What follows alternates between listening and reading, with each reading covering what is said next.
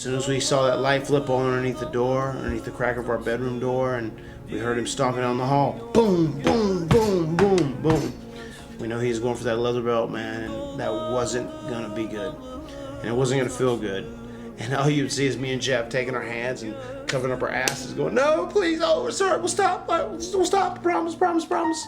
Cameron's a small town, and there's a few antique stores and a couple gas stations and some railroad tracks, and Daddy's he's been around the state and been to some other states, but he's hardcore when it comes to home. I mean, he's homebound because I don't know for a fact that he's flew anywhere, out of North Carolina his whole life. So he's really, I mean, he's very down to Cameron when you think about that, because he protects home and he's all about that. To where me and Matt have been everywhere in the world, but like to him, he's hardcore when it comes to Cameron. But I think he's legendary because he's Claude G. Hardy. He doesn't matter it doesn't faze him what anybody else thinks. He's always been confident and strong. I think that's rubbed off on us quite a bit, and sometimes it's a little crazy, confident and strong, to where it's like, whoa, it'll blow your mind. Sometimes like, wow, calm down. Where'd you get that ego from, Dad?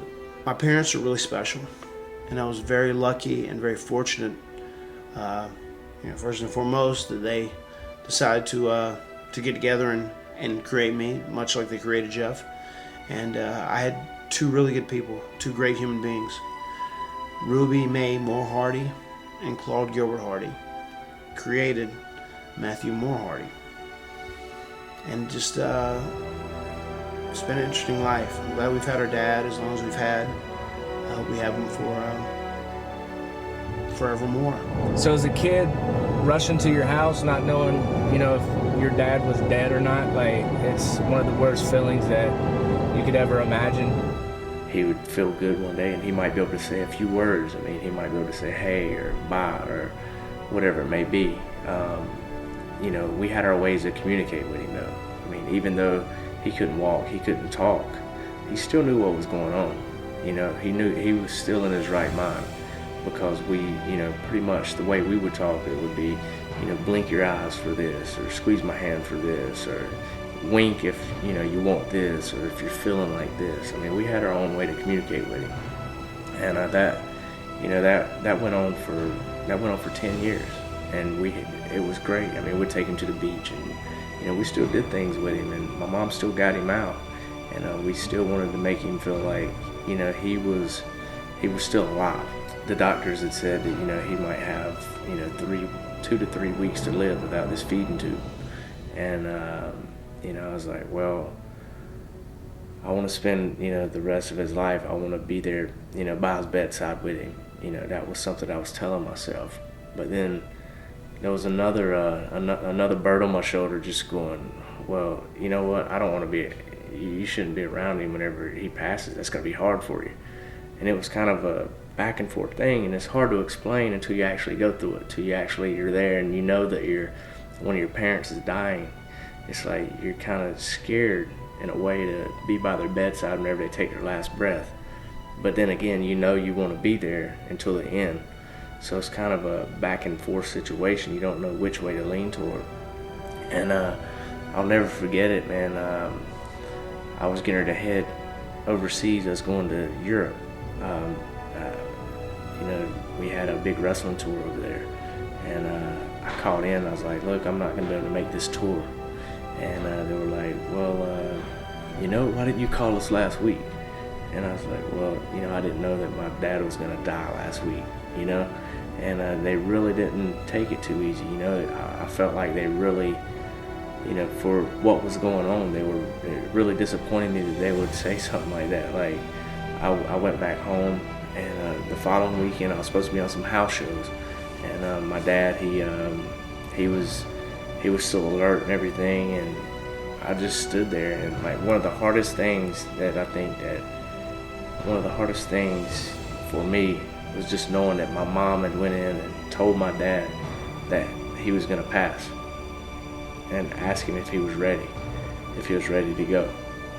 And whenever I would go in and my dad was laying there and he was still in good spirits, like he was still smiling, it was just like nothing, everything was okay.